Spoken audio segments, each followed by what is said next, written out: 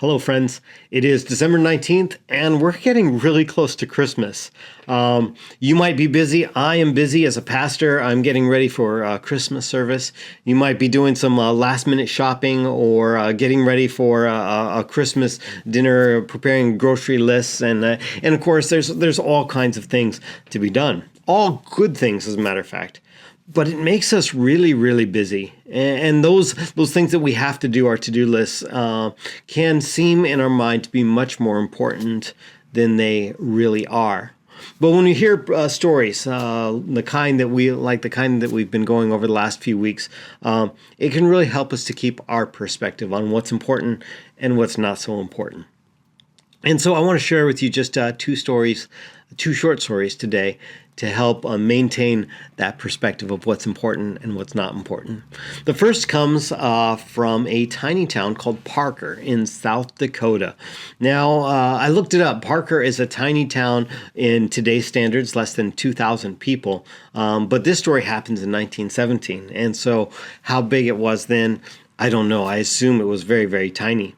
And during this Christmas Eve of 1917, one of the residents, Mrs. Kleichman, she and her family were in deep grief and they were very distraught. Her son Archie had been reported missing in action in World War I, and it had been so long that the War Department notified her and told her that they considered him probably dead, MIA and gone. And so she was in grief. Her whole family was in grief. And the Kleichmans had absolutely no stomach for celebrating Christmas in such circumstances. And so they decided that, they were going to skip Christmas this year and just go on. Just, put one foot in front of the other and just go on. So that's how they decided to handle it, and of course the town went on as usual. Christmas Eve closed in, and tiny town began to do what tiny towns do. They closed up. Businesses, such as they were, closed down. Work stopped early, and tiny towns are interesting. They have a flavor all of their own. In this case, this was a railroad town. The final railroad or the final train came through on Christmas Eve toward the evening, offloaded the mail, but the mail wasn't going to be delivered until the 26th. But small towns, they are interesting. They have a flavor and a culture all of their own. But one thing about that culture is sometimes privacy is hard to get. People know who you are, and many times they know your business. And sometimes it's just because people talk. Sometimes it's a little more nefarious than that. In this case, the postmaster of Parker, it was rumored that he would read everybody's postcards when they came in before he delivered them. And that was not necessarily unusual, especially in small town culture. There was one time when I was in my wife's, the small town that she grew up in, and I was holding my daughter's hand, and we were just walking down the street. My daughter's 5 at this time, and we passed by what was to me a total stranger. And then, but she looked at my daughter and said, "Wow." And then she proceeded to say that must be the baby of my wife. And she could tell just by looking. And that's kind of like this small town culture. Everybody knows everybody, even when they didn't know. Well, no exception in Parker back in that day. And on Christmas Eve of 1917, the Kleichmans learned that, in fact, the postmaster did read everybody's mail. He called them shortly after the train arrived, dropped off the mail, and left.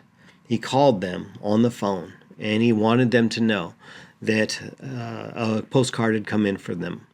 It was an official notification that Archie, the one man who had supposedly MIA and died, that he was not dead, but he was a prisoner of war, that he was healthy and unwounded, that he had even written a short message on the card himself to assure them that they were okay, and that he would be repatriated at the end of the war, no matter the result.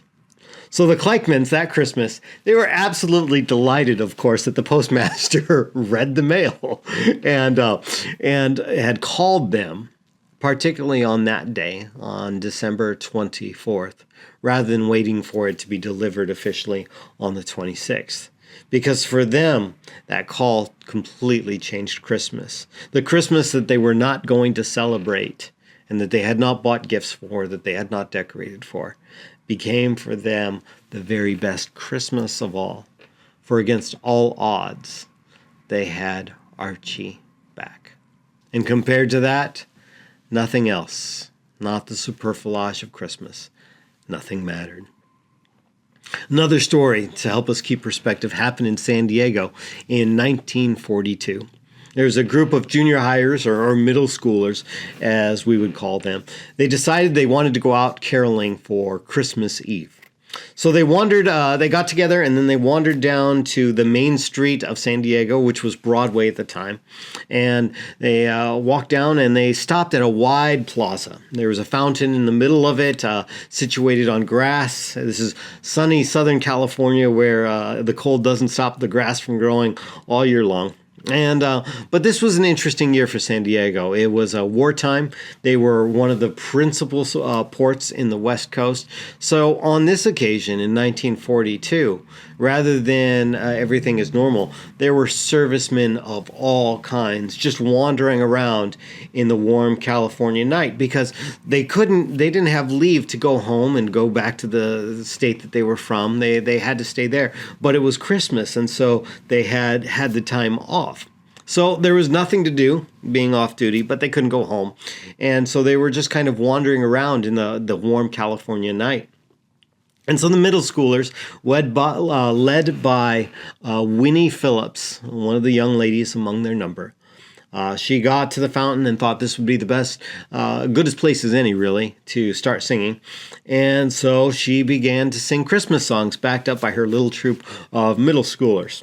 And she noticed before long, before the song had even finished, that the volume of the onlookers began to participate, and they were getting kind of loud.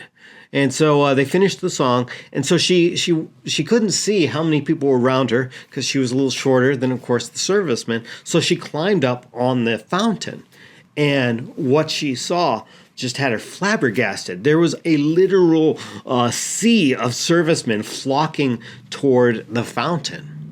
And so she didn't know what to do. This crowd was far bigger than any that she had expected. And so she just started another song. And within a few words, it was picked up by the crowd again. And the entire crowd sang with her. That night, she continued to do it. She sang every Christmas song she could possibly think of. The ones that they'd rehearsed, ones that they hadn't rehearsed. And the servicemen did not disperse until the young students finally had to go home, just shy before midnight. Now, I'm sure that the students didn't plan on staying that long, not at all. And I'm sure some of them missed some things by going home that late on Christmas Eve. But they had accomplished something amazing, truly, because they had lifted the spirits of those that could not celebrate in the way that they were used to. They had foregone going home to help lift up the spirits of those who could not go home, providing solace to those whose homes and whose hearts were far away. Again, perspective. And so, my friends, I want to encourage you. Don't forget the important things this season as you go about with your to-do list. Keep a good perspective. Take care.